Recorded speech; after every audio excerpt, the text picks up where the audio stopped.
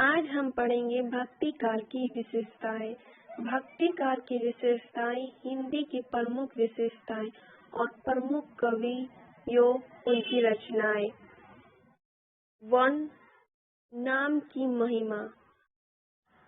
इस युग के कवियों ने ईश्वर के नाम स्मरण को बहुत महत्व दिया है।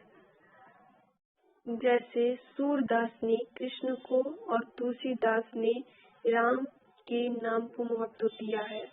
दूसरा, भक्ति भावना की प्रधानता। इस युग के कवियों ने अपने अपने आराध्य के प्रति एकनिष्ठ होकर अटूट भक्ति भावना का प्रतिपादन किया है। जैसे सूरदास, मीरा, रसखान की कृष्ण के प्रति और तुलसीदास की राम के प्रति भक्ति भावना अधिक दिखाई देती है। तीसरा, गुरु की महिमा का गान। भक्ति काल के कवियों ने गुरुओं की महिमा का खूब गुणगान किया है। उन्होंने उसे सच्चा मार्गदर्शन बताया है। जैसे कबीर ने कहा, गुरु गोविंद दोहु खरे, काके लागू पाए। चौथा, साहित्य का स्वर्णकाल कहा जाता है भक्ति काल को। इस युग को अभूतपूर्व विशेषताओं के कारण हिंदी साहित्य को स्वर्णकाल कहा जाता है। बाबू श्याम सुंदर के अनुसार जिस युग में कबीर जैसे, सूरदास और तुलसीदास जैसे कवियों की वाणी देश के कोने कोने में फैली थी, उसे साहित्य में स्वभावतः भक्ति युग कहते हैं। 5वां, जाति पाति का विरोध। भक्ति काल में जाति पाति का विरोध किया गया था। उस समय देश में कई सामाजिक बुराइयां व्याप्त थी। तत्कालीन कवियों ने जाति पाति और छुआछूत का डटकर विरोध किया। उदाहरण, जाति न पूछो साधु की, पूछ लीजिए ज्ञान। ये कबीरदास ने इसे लिखा है। 6. अहिंसा पर बल। इस युग के कवियों ने हिंसा का विरोध किया है।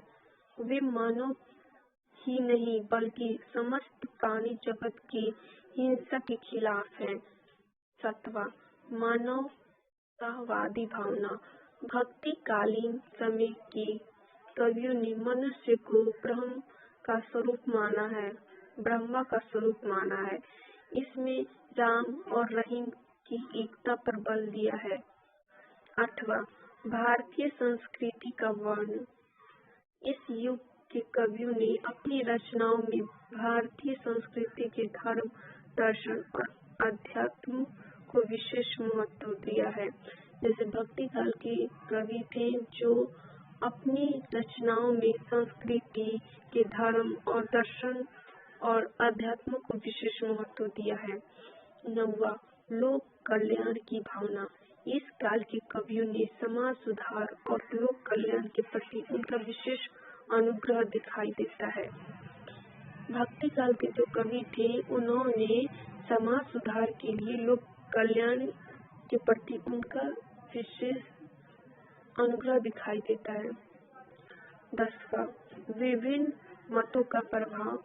इस युग में सगुण, निगुण, राम भक्त, कृष्ण भक्त, ज्ञान श्रेय, प्रेम श्रेय, दैत्य और अदैत्य आदि मतों का प्रभाव दिखाई देता है। 11, अवधी और ब्रज भाषा का भी प्रयोग हुआ है।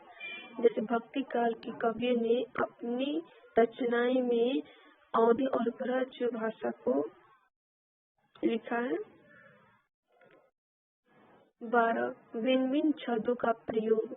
इस युग की काव्य रचनाओं में दोहा, सोरठा, चौपाई, रोला, कवित्व, कुंडलिया, छपई आदि छंदों का अधिक प्रयोग दिखाई देता है। 13, विशेष रस का प्रयोग। भक्ति काल में शांत, श्रृंगार और वात्सल्य रस का विशेष प्रयोग मिलता है। 14, अलंकारों का प्रयोग। इस युग के कवियों ने अनुप्रासन, यमक, उपमा, रूपक, मानवीकरण और प्रतीप अलंकार आदि का अधिक प्रयोग किया है।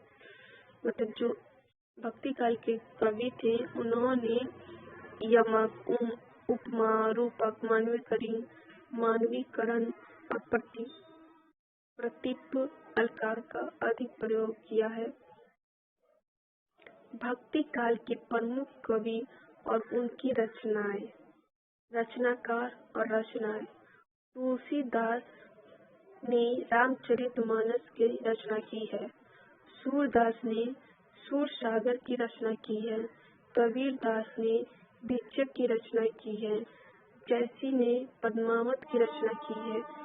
नंददास ने भावगीत गीत की रचना की है।